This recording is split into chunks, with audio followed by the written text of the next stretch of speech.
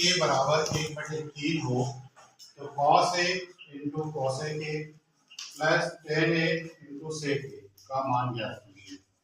तो यहाँ पे इस तरह के प्रश्न में जब भी यदि लिखा होता है इसका अर्थ है कि वो दिया हुआ है। तो इसको हल करते हैं। दिया है साइन ए बराबर 1/3। साइन ए का मान दिया हुआ है 1/3। अब हमको यहाँ पर व्यंजक जो निकालना है, व्यंजक का मान, उस व्यंजक को देखिए कि इसमें cos ए है, cosec ए है, tan ए है और sec ए। इनका मान हमको मिल जाएगा तो हम इस व्यंजक को हल करने की स्थिति में आ जाएंगे। तो इनमें से सबका मान हम निकालते हैं। तो साइन ए है, इससे हम cos का मान निकालेंगे तो सरसमीका का उपयोग करते हैं कि साइन स्क्वायर ए प्लस cos स्क्वायर ए बराबर 1। इस तरीके से हमको मिलेगा सरसमीका से। यहाँ पे हमको साइन ए का मान मालूम है तो इसको हल करेंगे तो cos ए का मान हमको मिल जाएगा। तो cos ए बराबर हो जाएगा वर्गमूल 1 ऋण साइन स्क्वायर ए। अब यहाँ पे साइन ए का मान हमको मालूम है, इसका उपयोग करते हैं और इस मान को हम यहाँ पे रखते हैं। तो ये हो जाएगा 1 ऋण 1/3 का वर्ग। तो ये हो जाएगा 1 का वर्ग 1 ही होगा, 3 का वर्ग 9 हो गया। इसको लघुत्तम लेके हल करते हैं तो 9 ऋण 1/9। तो ये मिल जाएगा हमको 8/9 वर्गमूल में मिला। यहाँ पे देखिए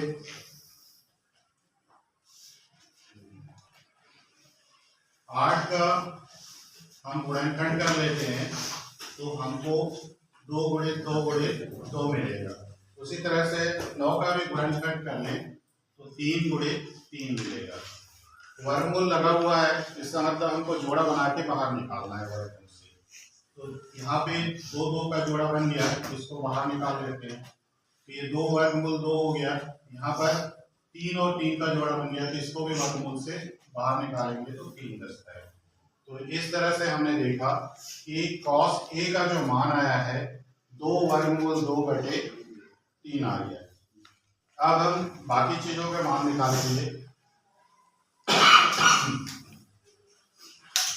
cosec ए बराबर 1/sin ए होता है।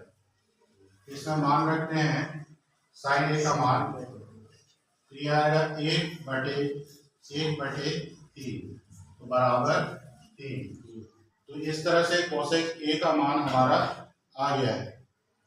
इसके बाद हम निकालते हैं tan ए का मान। तो हम जानते हैं कि tan थीटा बराबर sin θ/cos थीटा होता है।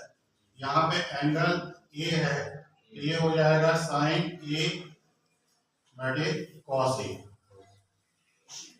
और sin A/cos A है तो इसमें sin A और cos A का मान रख देते हैं। तो हमको जो मिलेगा वो इस प्रकार से मिलेगा।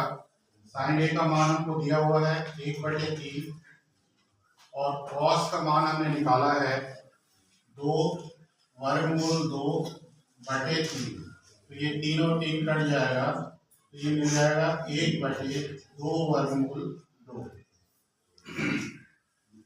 अब हमारे पास एक व्यंजक में से एक ही अनुपात रह गया है sec ए, इसका भी मान निकाल लेते हैं।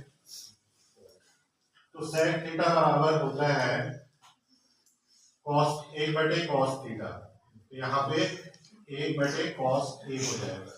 इसका मान देखिए cos A का रखेंगे तो ये हो जाएगा 1/2 वर्गमूल 2 पूरे का बटे 3।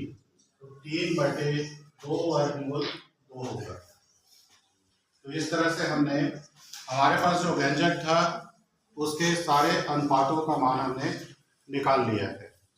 अब इस अनुपात के मान को हम वापस रखते हैं व्यंजक में।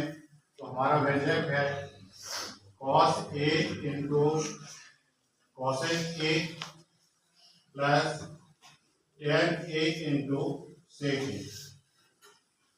कॉस ए का मान है हमारा 2 वर्गमूल 2/3। कोसेक का मान देखें तो मान है 3।